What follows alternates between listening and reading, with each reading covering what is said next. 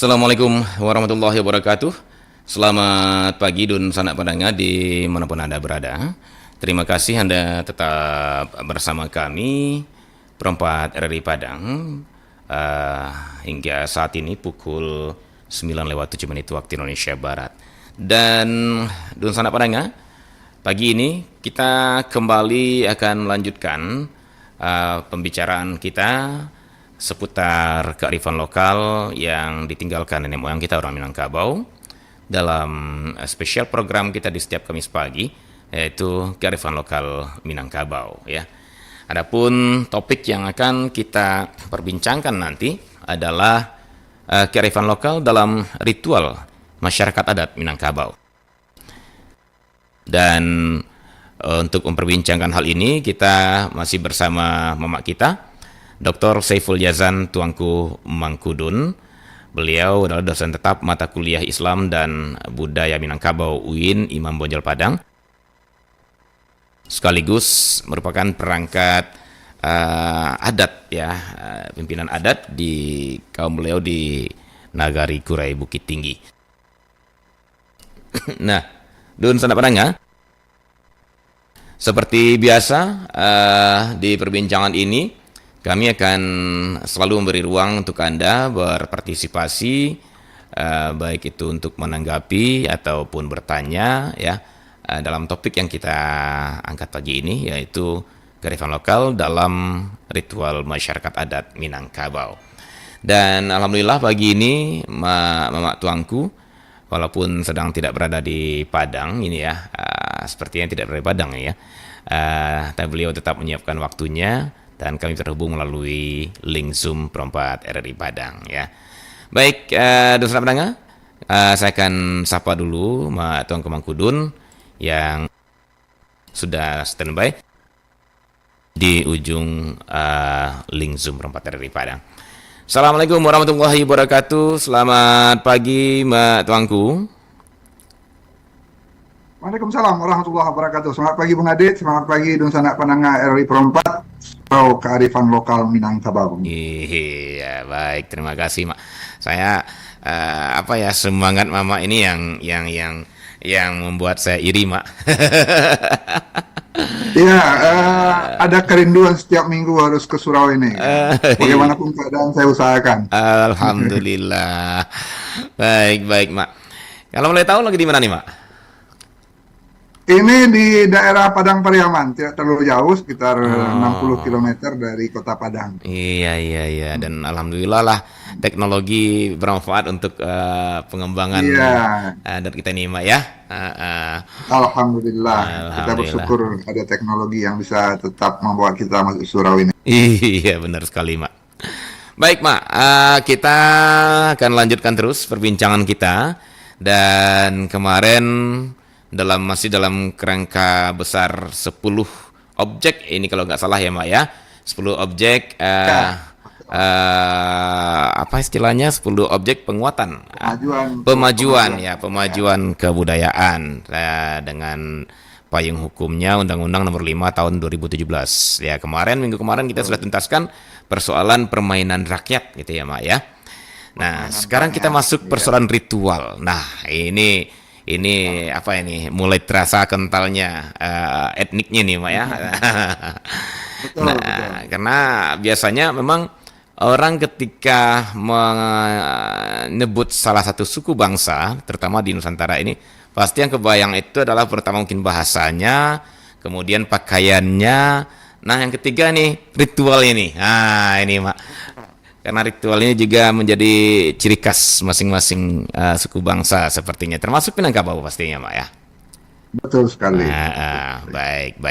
Baik Mak Tuanku, kita akan berbincang dalam kerangka topik kearifan lokal dalam masyarakat adat Minangkabau. Wah, ini menarik sekali nih Mak ya. Kearifan lokal apa sih yang ada di setiap ritual-ritual adat yang diciptakan nenek moyang kita orang Minangkabau itu, dan seperti apa isi kearifannya, kemudian kemana tujuannya. Baik Mak, silakan Mak, kita mulai saja perbincangan kita tentang topik ini barangkali. Baik, terima kasih Bung Adit. Ya. Alhamdulillah audionya bisa baik Bu Adit ya. Iya, alhamdulillah Mak. Baik. kita dalam kerangka besar membicarakan objek-objek pemajuan kebudayaan. Kita sudah bicara tentang tradisi lisan, manuskrip, dan permainan rakyat.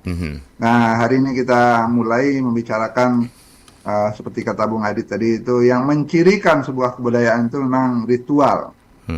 Ritual itu adalah tata cara pelaksanaan upacara, ya, kegiatan-kegiatan yang berdasar nilai tertentu dilakukan oleh masyarakat secara terus-menerus dan diwariskan dari generasi ke generasi. Nah, jadi intinya adalah ada tata cara, ada upacara, kemudian ada nilai yang melandasi upacara itu dan dilakukan terus-menerus. Kemudian bahwa tata cara upacara itu berlangsung sepanjang hidup setiap anggota masyarakat kebudayaan itu. Kalau di Minangkabau ada upacara sejak kelahiran, bahkan sebelum kelahiran seorang bayi pun sudah ada upacara untuk ibu yang sedang mengandung bayi. Nah, upacara-upacara itu dilakukan secara tertib dengan tata cara yang sudah baku dan diwariskan. Nah, di sanalah terkandung berbagai nilai tentang kebudayaan itu. Mulai dari mengandung anak, kelahiran, sampai membesarkan anak, sampai nanti dia menginjak kepada kehidupan yang lebih dewasa ketika dia memasuki rumah tangga, bahkan sampai nanti ketika dia sudah di akhir hayat, ketika dia meninggal, ada upacara, ada ritus, ada ritual ketika dia meninggal. Nah, di dalam setiap ritual itu, upacara itu terkandunglah nilai-nilai yang kita bicarakan itu. Begitu Bung Adit. Jadi sejak lahir sampai meninggal seorang anak kebudayaan Minangkabau itu dipenuhi oleh ritual yang harus dilaluinya dan harus dilaksanakan sebagai ciri dia seorang putra Minangkabau. Begitu Bung Adit. Baik, Mak. Jadi kalau itu kata apa pemaknaan dari ritual ya, Mak ya. Saya untuk mudah mengingatnya barangkali ini bisa kita singkatkan dengan bahasa asing nih, re dan aktual gitu ya. Reaktual, betul. Reaktual ya, Mak. Jadi bisa kegiatan aktual kegiatan yang berulang-ulang, re gitu ya, reaktual. Iya, Okay. berulang-ulang. Dan dilakukan secara terus-menerus, tidak terhenti. Maka dia menjadi tradisi. Jadi tradisi ya, Mak ya. Itulah ritual gitu ya, menjadi namanya di bahasa Indonesia ritual. Jadi reaktualisasi, reaktual ya. Oke, baik Mak. Tadi Mak katakan bahwa ada aktivitas atau kegiatan atau upacara-upacara yang berdasar nilai yang melandasi dari kegiatan tersebut dan dilakukan terus-menerus. Nah, yang menariknya di sini ternyata sesuatu dikatakan ritual itu bukan hanya ketika pekerjaan itu atau aktivitas itu dilakukan berulang saja, gitu ya. Ya, umpamanya keseharian kita banyak sih kegiatan yang aktivitas yang kita lakukan berulang, tapi itu belum bisa dikatakan ritual ketika belum ada nilai. Begitu maksudnya kira kalau saya simpulkan dari definisi tadi, Mak ya. Barangkali begitu. Kalau namanya bekerja atau makan atau tidur itu kan juga berulang-ulang. Tapi di sana tidak diatur oleh nilai tertentu. Itu kebutuhan biologis. Atau kebutuhan ekonomi sosial. Tapi ritual itu diatur oleh nilai. Diatur oleh nilai. Dia bukan karena tumbuh sendiri karena kebutuhan biologis, seperti makan, tidur, dan bekerja itu. Begitu Bang Adit. Ya. Nah, bicara nilai, tentu kalau kita generalisir, Mak, bahwa setiap kebudayaan, setiap suku bangsa, saya rasa punya ritual-ritual masing-masing gitu ya, Mak ya. Punya ritual masing-masing dan tentu juga punya acuan nilai, kan gitu ya, Mak ya. Baru dikatakan ritual. Nah, kita bawa ke Minangkabau, tentu kita ingin tahu nih, Mak, apa sih acuan nilai dari ritual-ritual? Apakah maksudnya begini? Apakah semua ritual yang ada di Minangkabau itu mempunyai acuan nilai yang sama atau hanya per ritualnya gitu loh? Soalnya ritual A acuan nilainya ini, ritual B acuan nilai yang lain, atau semuanya punya acuan yang sama? Gimana Mak keadaan di Minangkabau ini? Ya, relatif semua ritual itu punya acuan nilai yang berdekatan satu sama lain. Kita bisa bicarakan misalnya kalau di Minangkabau, nilai utama itu sebagaimana sudah dicantumkan bahwa Minangkabau itu berlandaskan syaraknya Islam.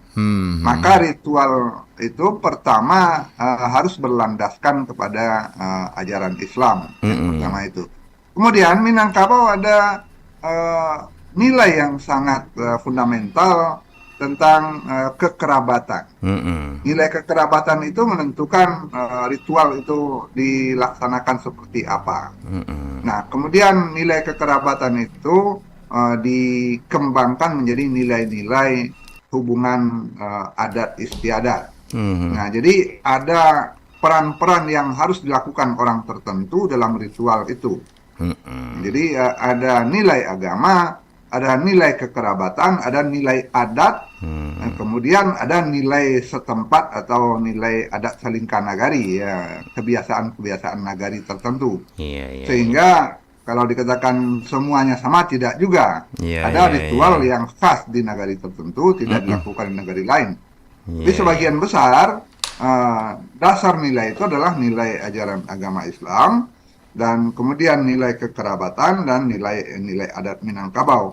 Nah, seperti acuan kelarasan Kotopiliang yang Bajanjang naik Batambo turun, atau Bodi Ceniago yang demokratis duduk sahamparan. Nah, nilai-nilai itulah yang diimplementasikan dalam setiap ritual itu, dari ketika mengandung bayi sampai dia lahir, sampai dibesarkan, sampai dia menjalani kehidupannya, sampai dia menikah, bahkan sampai meninggal. Begitu Bang Adit. Iya, nah menarik sekali Mak.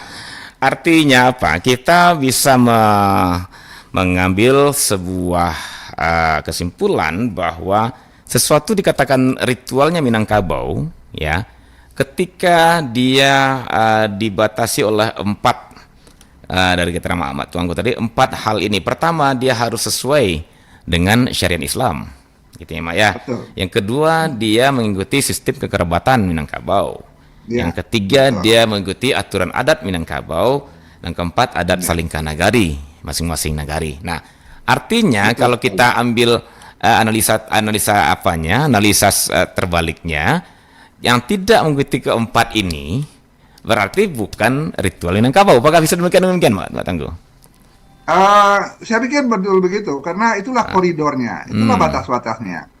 Bisa saja ada ritual yang muncul, yang baru, tapi ketika dia melanggar di antara 4 nilai dasar itu, dia tidak diakui sebagai bagian dari ritual masyarakat Minangkabau.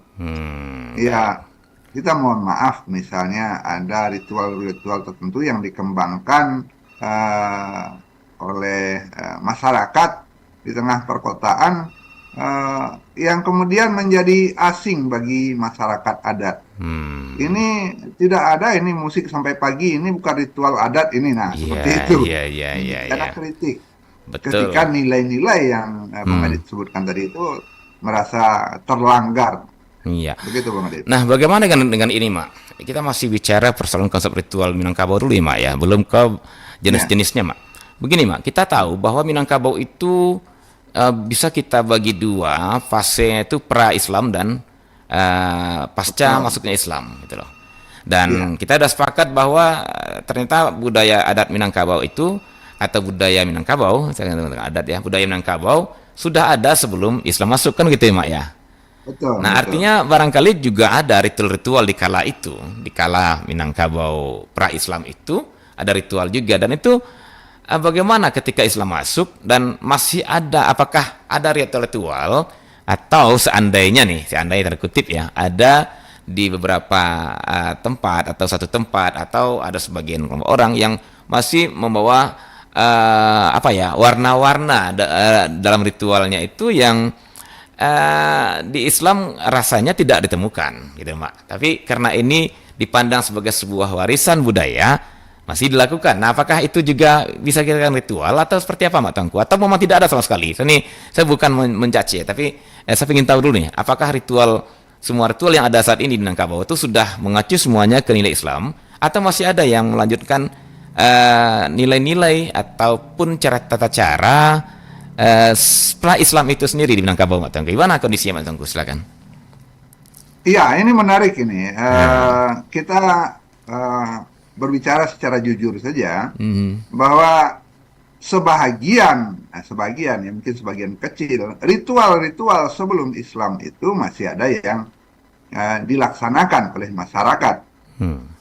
Sebagian besar ritual-ritual sebelum Islam itu dilaksanakan karena memang terterima, memang sejalan dengan kesepakatan Marapalam bahwa adat itu dilandaskan kepada Islam. Hmm. Jadi sebagian besar ritual itu sudah terakomodasi oleh aturan ajaran Islam. Hmm. Tapi ada satu dua, ada sebagian kecil ritual sebelum Islam itu yang memang sudah dieliminir, sudah ditinggalkan, sudah tidak lagi dilanjutkan Hmm. karena dianggap itu tidak sesuai dengan ajaran Islam yang disepakati. Nah, sebagian kecil ada yang mencoba bertahan, tapi itu memang hanya satu dua. Kita bisa bicarakan nanti contoh-contohnya. Ada ritual sebelum Islam yang kadang-kadang dicoba kembali karena dianggap wah ini warisan nenek moyang ini, bagaimana kalau kita Ya. ulang lagi begitu. Iya, iya. Tapi ada yang mengatakan ya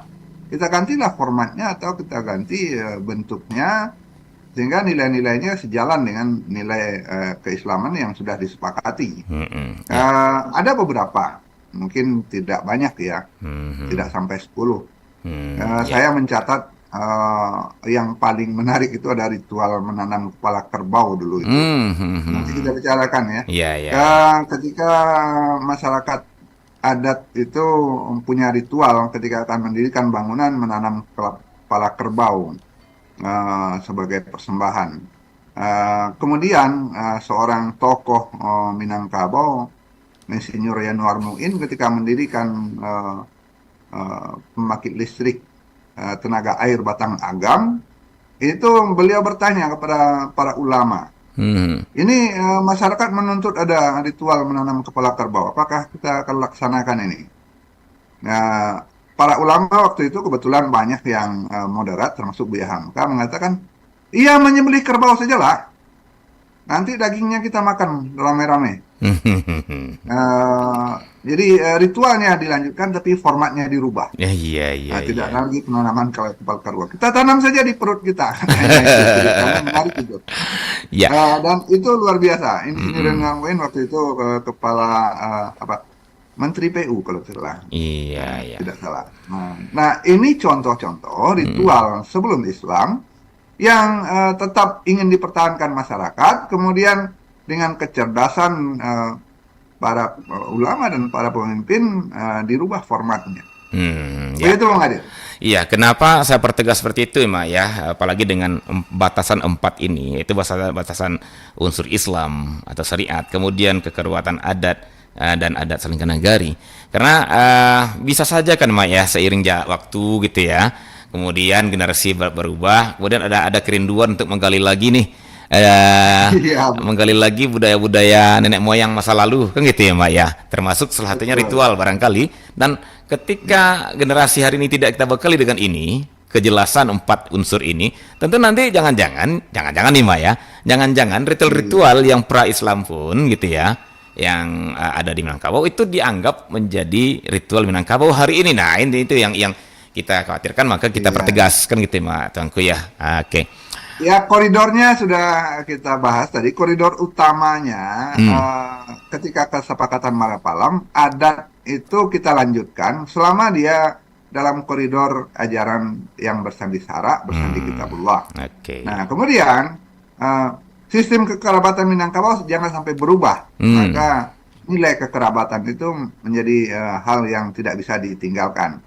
Yang ketiga, ada adat sebatang panjang yang disepakati, jangan sampai dilanggar. Sehebat apapun sebuah ritual yang diperkenalkan, ketika adat sebatang panjangnya diabaikan atau bahkan dilanggar, tentu masyarakat Minangkabau akan merasa terlukai. Iya. Saya mohon maaf juga memberikan contoh yang agak ekstrim. sebuah ritual pernikahan melaksanakan kegiatan yang tidak dilakukan oleh masyarakat Minangkabau, misalnya berdansa ya. Hmm. Itu terjadi ketika dansa dan menari pasangan itu dilakukan. Minangkabau tidak pernah ada tari berpasangan di acara perhelatan. Hmm. Nah, itu masih dikritik itu. Iya, iya. Artinya apa? Sepertinya ritual itu menarik dan dilakukan oleh banyak orang. Tapi kalau melanggar nilai kita, kenapa harus kita paksakan masuk dalam ritual gitu? Begitu, Bang Ade. Oke, baik. Berarti kita harus jelas-jelas dulu dasar bicaranya bahwa ritual yang kita maksud Minangkabau punya itu adalah yang memenuhi keempat unsur ini, tema ya. Memenuhi unsur syariat Betul, betul. Islam, memenuhi unsur kerabatan matrilineal gitu ya.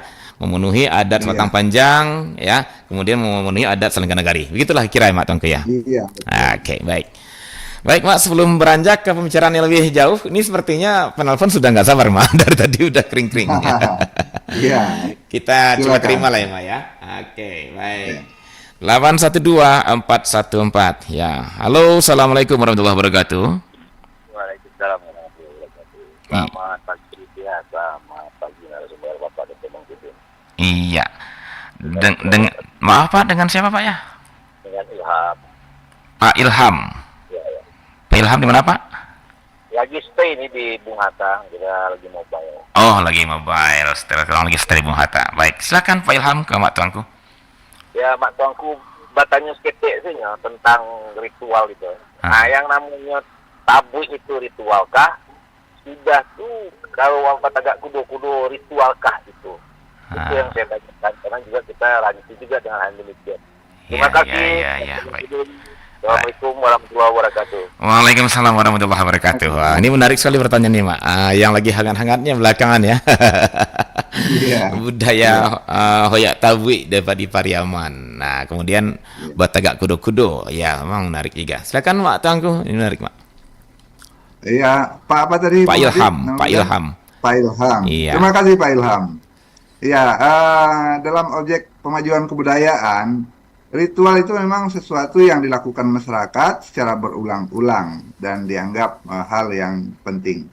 Jadi, secara definisi, tabui ataupun Batagak Kudo-Kudo itu ritual. Masalahnya sekarang, apakah tabui itu terterima oleh 4 nilai yang kita sepakati tadi? Itu memang masih dalam khilafiyah, kata orang kajian agama, atau Berarti masih dalam perdebatan. berarti Nah, khilafiyah budaya gitu ya, Mak ya. khilafiyah budaya. Oke. Tabui memang diwariskan oleh masyarakat yang memperingati peristiwa perang Karbala, ya, dan itu dikatakan warisan Syiah. Eh, Banyak yang berpendapat tabui pada masa sekarang bukan lagi ritual yang membawa nilai-nilai Syiah. Nah, jadi masih ada perdebatan. Kalau ditanyakan kepada saya apakah ritual tabui yang sekarang itu ritual Syiah, saya menganggap tidak. Tabui yang sekarang sama dengan tabut di Bengkulu tidak ada nilai Syiahnya karena lebih banyak nilai budayanya. Hmm. Nah, apakah itu bagian dari adat? Saya menyatakan itu adat Salingka Nagari untuk khusus Pariaman. Ketika masyarakat Nagari menganggap itu adalah ritual yang bisa terterima, kita tentu perlu berlapang dada dulu membicarakan apakah ada yang terlanggar dari nilai-nilai Islam. Memang ada pendapat yang mengatakan itu sangat berbeda dengan nilai-nilai Islam Minangkabau. Silakan saja pendapat, saya juga tidak mengatakan itu salah. Bisa saja dua-duanya benar. Nah, selama 4 nilai yang kita bicarakan tadi belum terlanggar secara frontal, saya menganggap itu sah kita nyatakan sebagai ritual masyarakat Minangkabau. Mudah-mudahan ya ada usaha dari para pemangku kepentingan untuk membicarakan secara lebih terbuka apakah ada bagian-bagian ritual dari tabut itu yang melanggar? Beberapa diskusi memang menyatakan itu melanggar uh, baik khazanah sejarah ya, keislaman atau pikiran-pikiran akidah keislaman, karena lebih membawa nilai-nilai masyarakat Syiah. Saya tidak berani masuk terlalu jauh di sana. Silakan dilanjutkan diskusinya. Tapi selama masyarakat masih menerimanya, tentu ada pihak-pihak yang harus mempertimbangkan secara waskita, secara bijaksana, bahwa ini adalah ritual yang dibutuhkan masyarakat, terutama untuk memanggil orang rantau pulang, untuk menghidupkan ekonomi masyarakat. Saya tidak berpihak kepada yang menentang atau yang menolak, atau pihak yang mendukung. Saya berada di tengah-tengah. Selama masih bisa diperbincangkan atau dimuzakarahkan, mari kita lanjutkan. Yang kedua, tentang Batagak Kudo-Kudo, itu memang ritual yang diajarkan oleh masyarakat Minangkabau sebelum Islam. Nah, Batagak Kudo-Kudo itu pada awalnya sama dengan yang kita bicarakan tentang Batanam Kapalok Kabau tadi. Itu adalah warisan sebelum Islam. Nah, ketika masuk Islam, ritual Batagak Kudo-Kudo itu tetap dilanjutkan dan banyak sekali modifikasi. Ada adaptasi lah terhadap ajaran Islam. Batagak Kudo-Kudo, saya pikir bukan sesuatu yang merusak akidah. Kenapa? Karena itu adalah syukuran ketika orang mencapai sebuah posisi mampu mendirikan rumah. Nah, selama isi ritualnya itu tidak melanggar ajaran Islam, saya menganggap itu hal yang sah-sah saja sebagai ritual masyarakat, mensyukuri rezeki dari Tuhan ketika mereka mampu mendirikan rumah. Kemudian dalam ritual Batagak Kudo-Kudo itu ada nilai-nilai kekerabatan yang kental, kehadiran masyarakat sekitar ketika sebuah rumah didirikan, ada keizinan mereka tentang hadirnya keluarga baru dan rumah baru. Hanya saja kalau ada bagian-bagian ritual yang dianggap menyimpang, itu memang harus diperbaharui dan harus direvisi. Batagak Kudo-Kudo sama saja dengan sekarang itu meletakkan batu pertama, itu juga dijadikan ritual negara bahkan. Nah, selama tetap dalam koridor yang terterima oleh Islam, saya menganggap itu sah sebagai ritual masyarakat adat Minangkabau. Barangkali ada variasi-variasi yang warisan lama yang harus diperbaharui kalau diteliti secara mendalam.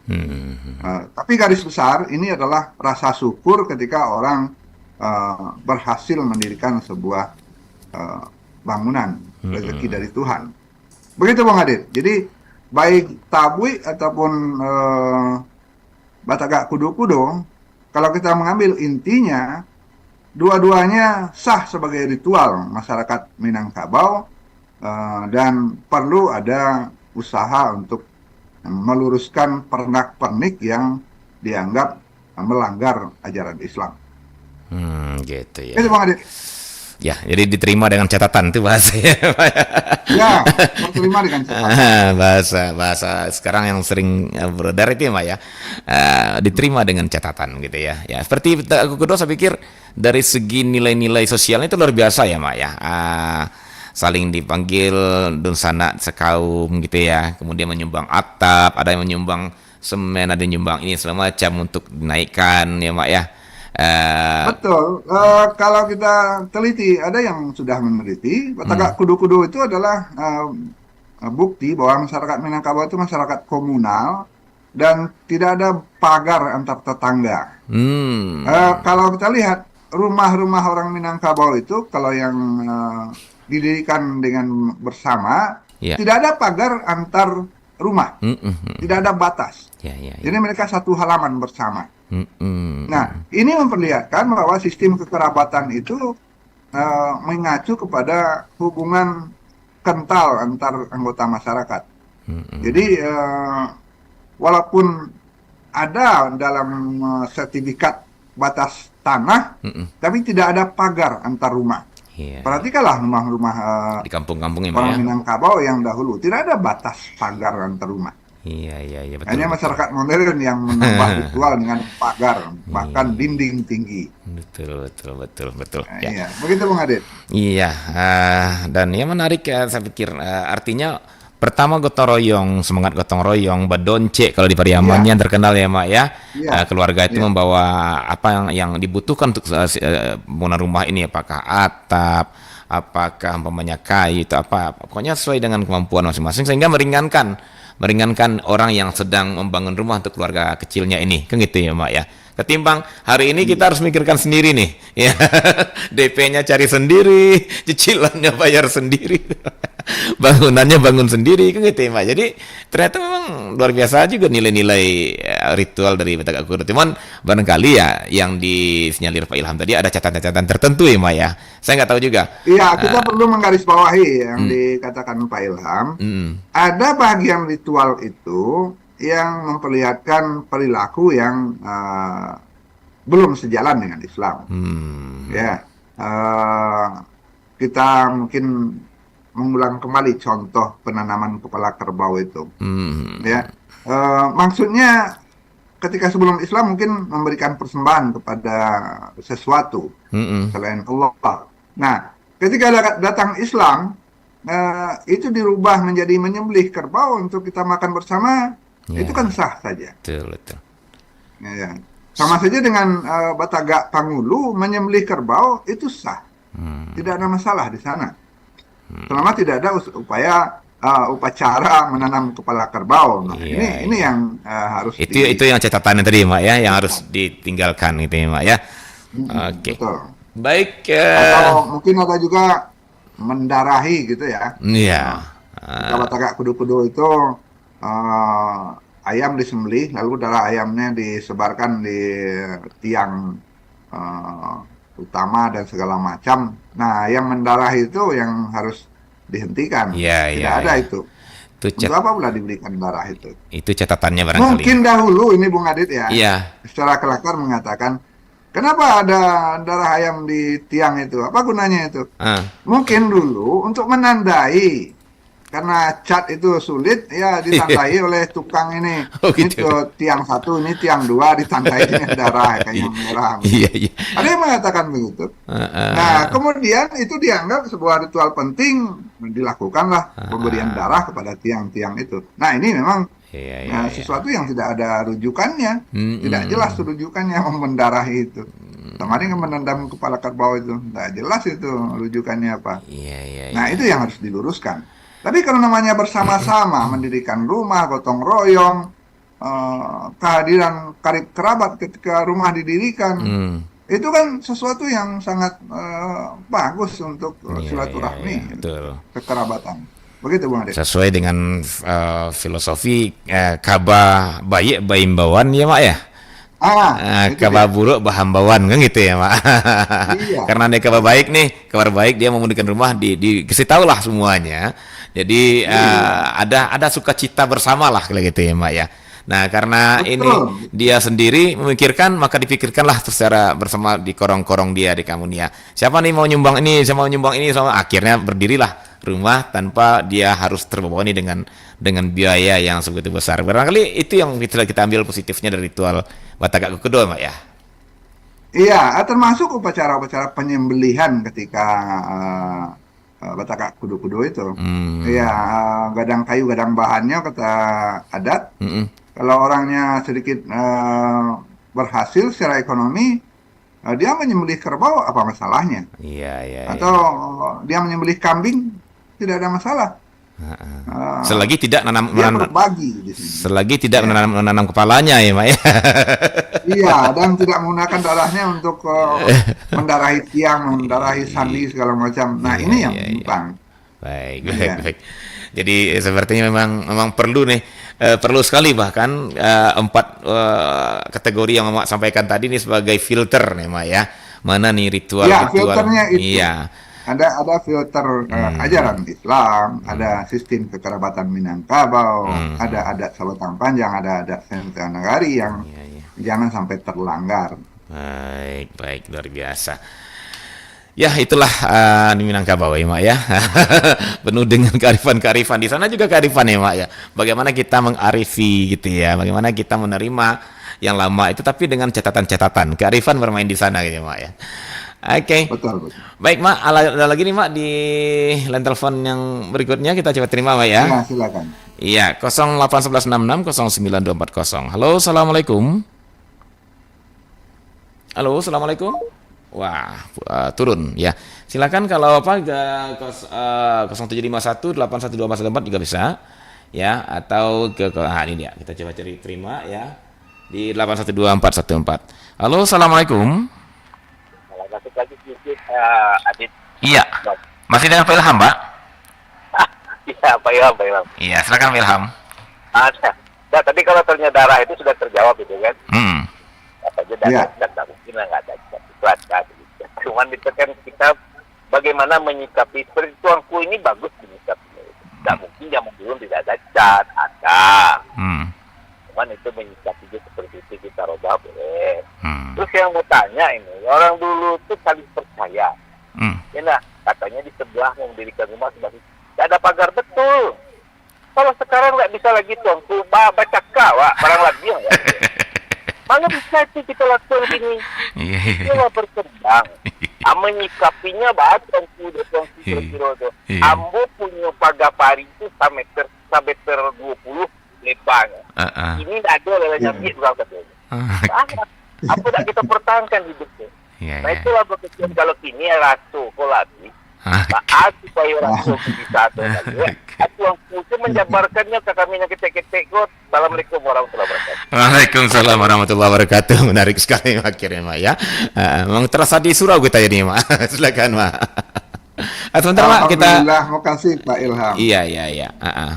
Ya, sebentar, Mak. Tadi ada ini memang ada ayah gadang yang sedang melanda kita. Jadi banyak yang berubah. Ya.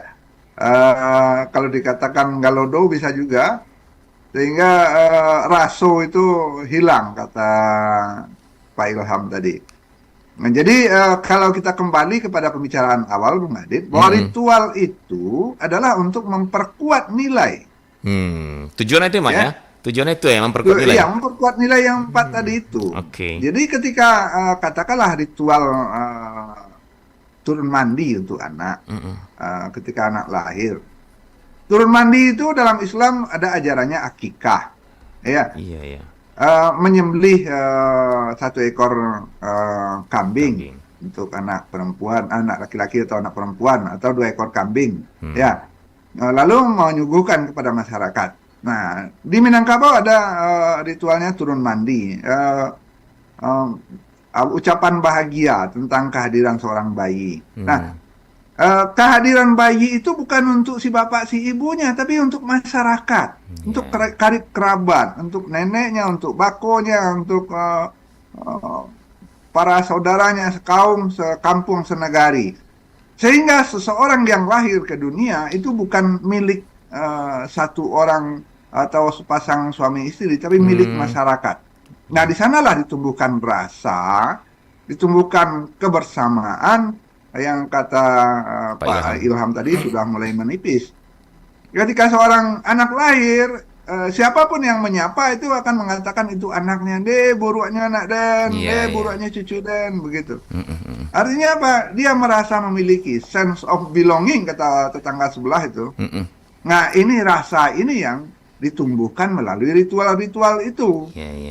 Ketika rasa bersama itu mulai menipis, nah terjadilah yang dicemaskan atau disesalkan oleh Pak Ilham tadi itu. Rasa jadi hilang, Bapak gas tinggi langit, badindiang sampai ke langit, begitu ya. Nah, ini yang terjadi ketika ritual-ritual itu maknanya terlepas dari ajaran yang kita bicarakan. Begitu, Bung Adit? Iya, betul sekali, Mak. Baik, jadi itu Pak Ilham ya. Jadi kalaupun hari ini barangkali ada pergeseran, itu ai gadang tadi ya Mak ya. Tapi kita berharap ai Iya. gadang ini bisa kita alirkan sehingga tidak merambah apa yang sudah ada gitu ya.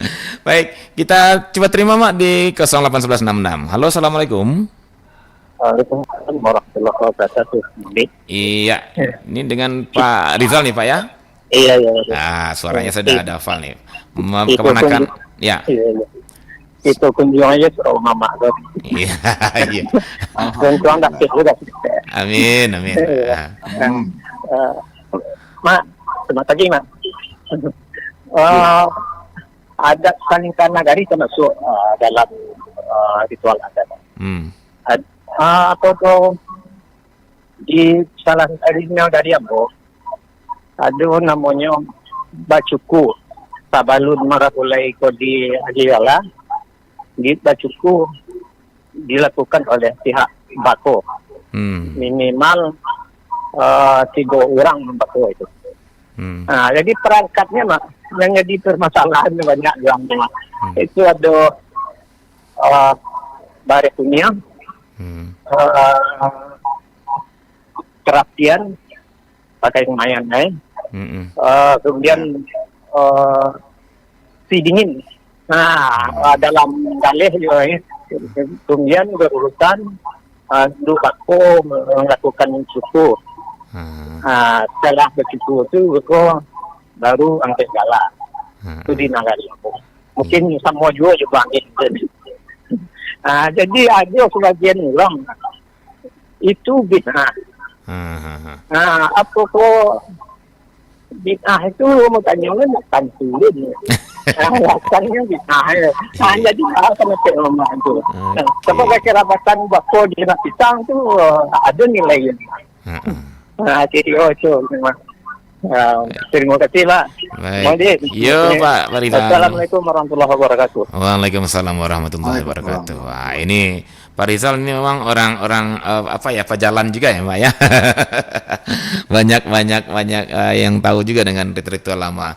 Saya ini jujur ini baru pertama saya dengar ini ada cukur rambut sebelum jadi Marapulai itu ya. Ini ternyata penting juga nih untuk kita perbincangkan. Kalau bisa sesuai dengan 4 koridor ini, kenapa tidak kita hidupkan lagi gitu ya Mbak ya? Silakan Pak Tuanku. Makasih. Pak Rizal ini banyak catatannya, menarik ya. Ada beberapa nagari yang mengembangkan tradisi ritual itu. Nah, istilahnya itu tahalul.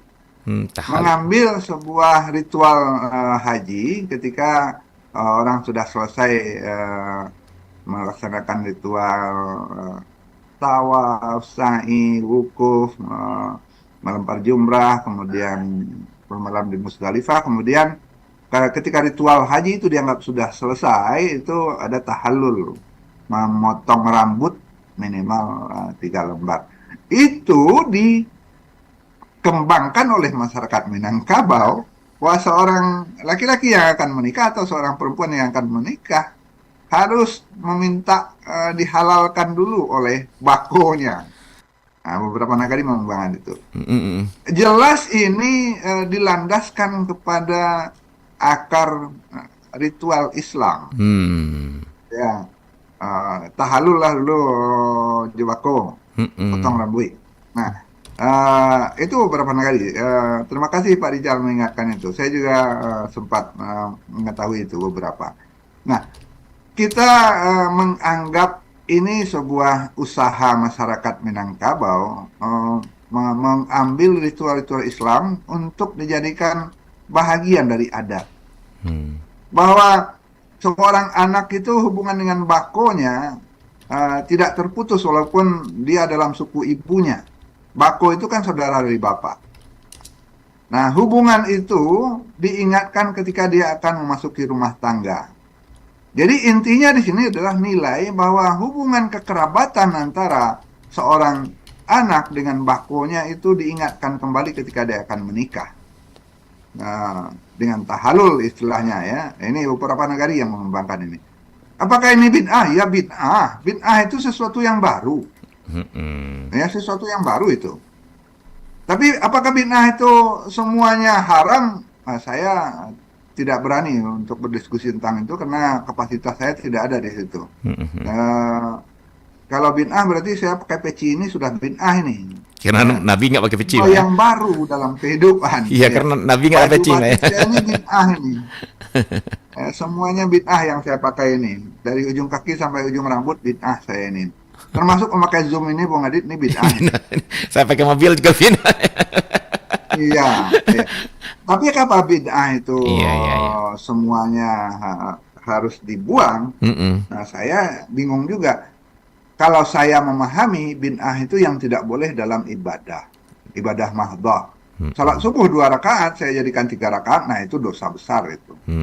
Tapi kalau untuk upacara barale, untuk menikah seorang anak minta izin kepada saudara ayahnya, kerabatnya, saya mau menikah ini, boleh menikah tapi rambut kamu saya potong dulu 3 lembar.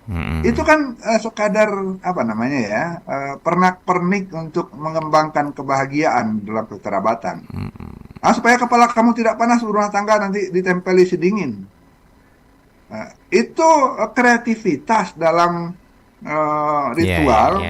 Yang sebagian besar maksudnya tidak ada sama sekali kecuali untuk kegembiraan, untuk mengingatkan hubungan kekerabatan.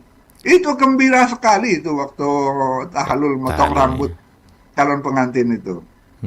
Ada yang sampai nakalnya bako ini karena gemas dengan anak pisangnya, dicukurnya sampai gundul. Ada ya, saya pernah mendengar cerita begitu. Iya. Itu kan dalam rangka kebahagiaan. Betul. Kebahagiaan kekerabatan ketika seorang manusia akan melangkah memasuki hidup baru. Lalu dia minta izin kepada kerabatnya. Dibuatlah ritual yang menyenangkan. Kemudian saya tambah catatan sedikit tentang kemenyan. Nah, itu dia, Mak. Saya lihat ini yang jadi polemik selama ini barangkali di Minangkabau, Mak. Silakan, Mak. Ya, kemenyan itu adalah harum-haruman. Sama dengan kapur barus. Kemenyan dan kapur barus adalah komoditas dari Sumatera dan Borneo yang sudah diperdagangkan sejak zaman Fir'aun. Ya. Zaman Fir'aun zaman Nabi Musa. Diperdagangkan dari Sumatera ke Timur Tengah. Di Timur Tengah itu sampai sekarang, mau di Arab Saudi, mau di negara-negara Teluk itu, membakar harum-haruman itu, namanya apa, saya lupa. Itu biasa, mengasapi harum-haruman agar ruangan itu harum. Kebetulan di Sumatera ini, harum-haruman itu cuma kapur barus dan kemenyan. Iya. Camphor, kata orang Eropa. Ya. Dan lagi kemenyan itu untuk mengusir bau sangit dari serangga. Nah, kalau kemudian kemenyan itu dianggap menghadirkan makhluk-makhluk halus, nah itu penyimpangan yang dilakukan oleh para dukun itu. Iya. Ya. Ya, atau pihak-pihak tertentu yang menganggap kemenyan itu sesuatu yang wajib. Tapi kemenyan itu adalah rempah-rempah, bagian rempah-rempah dari Sumatera dan Borneo sama dengan rempah-rempah yang dari Maluku seperti kulit manis, cengkeh, kapulaga segala macam yang dijadikan harum-haruman.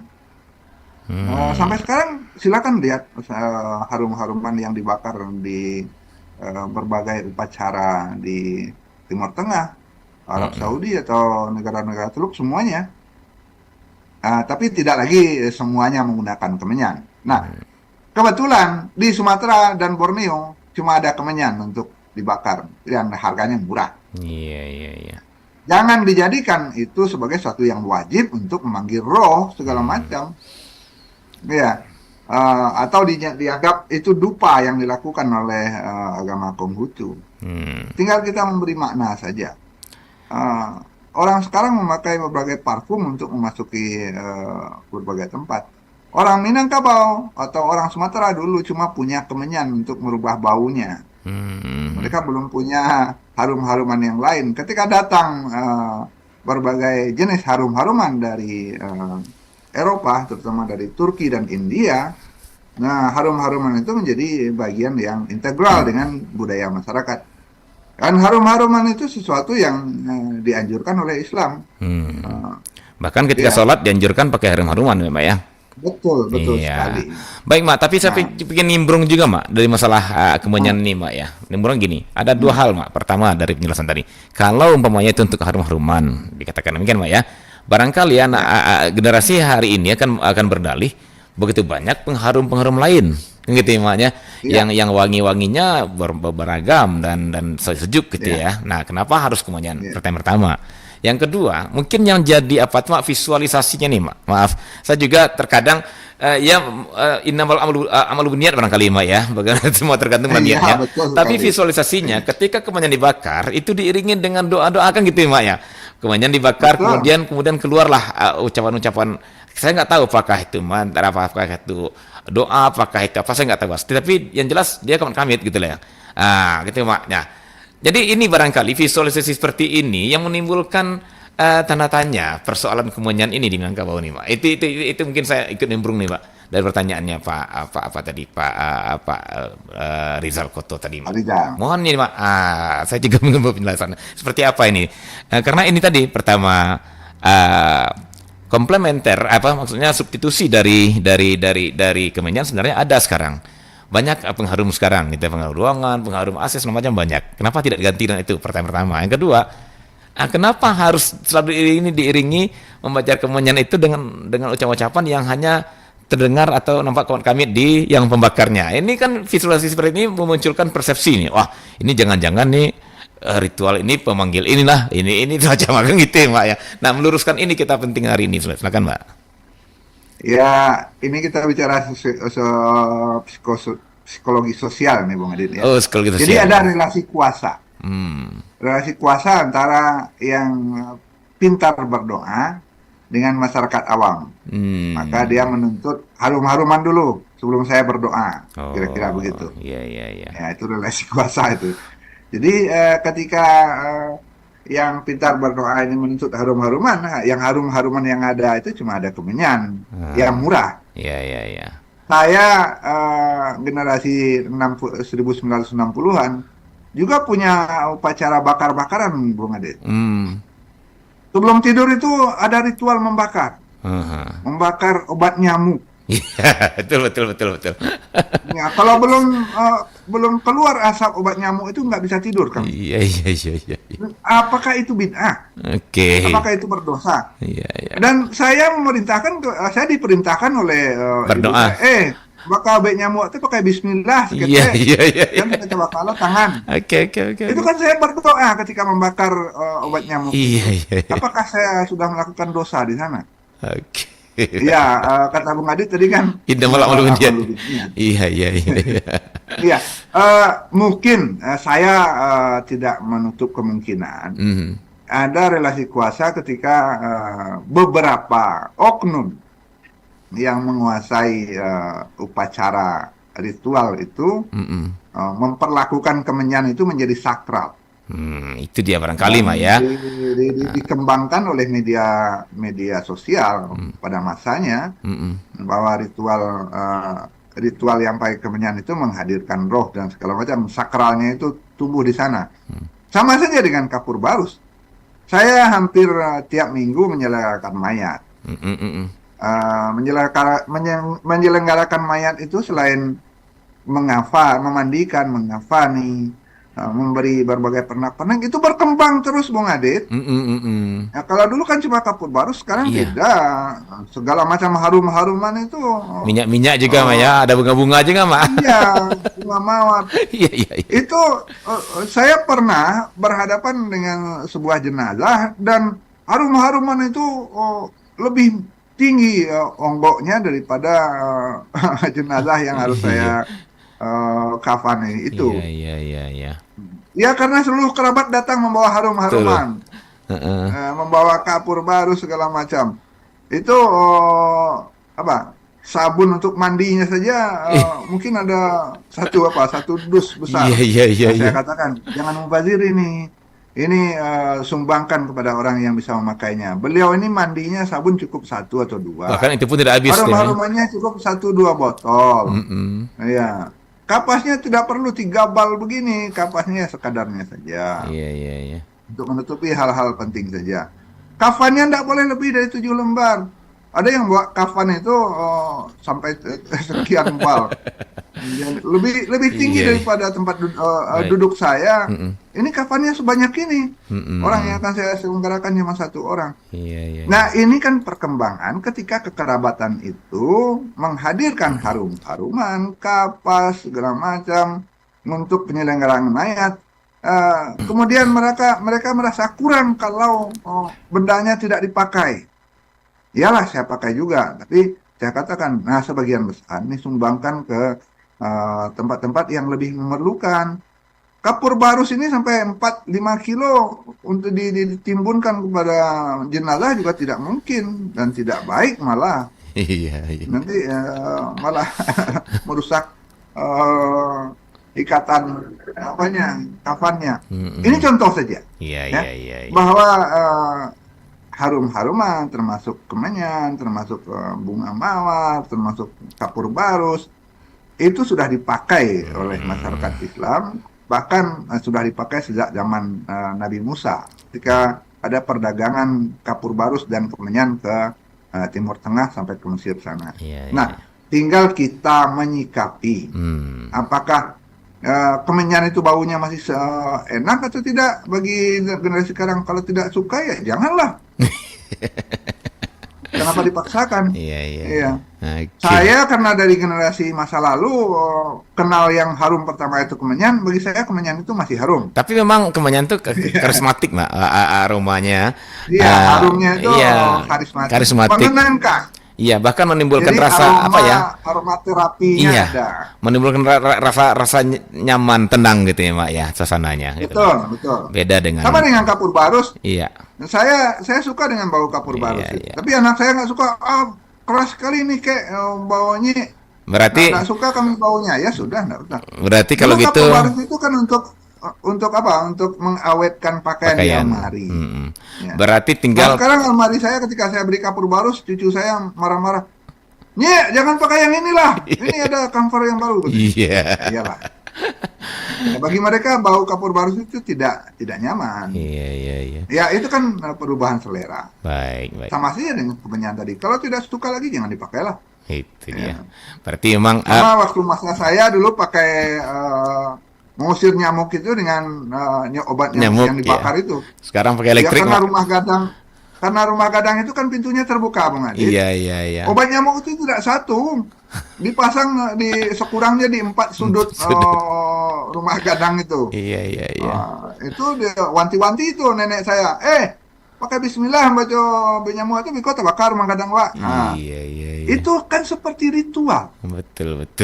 Ritual membakar, menimbulkan asap. Okay. Tapi niatnya bukan untuk ritual memanggil roh dengan asap itu untuk mengusir nyamuk.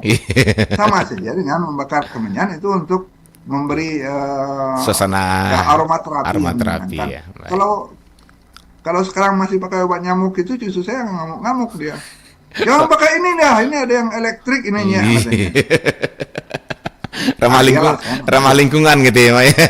Ramah lingkungan. Jangan bakar-bakar lagi katanya. Berarti emang ini persepsi barangkali yang mesti kita satukan. Betul. Ya. Persepsi yang harus diluruskan dan niat yang harus diluruskan. Niat harus diluruskan. Baik Pak, menarik sekali, Pak. Sayang waktu kita sudah sampai di ujung, Pak. Kita belum bicarakan jenis-jenis ritual. Iya, benar. Baru menunjukkan ritual aja nih. Jadi emang itulah kritisnya orang Minang ya, Pak. Saya bahagia sekali karena hari ini kita bisa mendudukkan ini selama ini yang banyak jadi pemikiran agak simpang siur kita luruskan hari ini termasuk masalah kemenyan tadi, Mbak ya. Oke. Baik Mbak Tangguh, terima kasih untuk bincang-bincangnya, untuk penjelasannya dan untuk waktunya juga. Mudah-mudahan minggu depan insya Allah Mbak Tangguh masih diberikan kesehatan, kekuatan untuk bisa amin hadir di surau kembali, Mbak. Oke. Baik, Mak, terima kasih dan Assalamualaikum warahmatullahi wabarakatuh. Waalaikumsalam warahmatullahi wabarakatuh. Baik, dosen pendengar, sampai di sini acara kearifan lokal Minangkabau kita pada pagi hari ini bersama Mama Tuanku Mangkudun, tepatnya Dr. Saiful Yazan Tunggal Mangkudun. Dan topik kita tadi adalah kearifan lokal dalam ritual masyarakat adat Minangkabau. Baru konsep ritual saja kita sudah selesai 1 jam ya. Mudah-mudahan minggu depan kita akan masuk ke jenis-jenis ritual dan apa kearifan yang ada di dalamnya. Akhirnya saya bersama Tuanku pamit dari kearifan lokal Minangkabau. Sampai jumpa. Assalamualaikum warahmatullahi wabarakatuh. Pro 4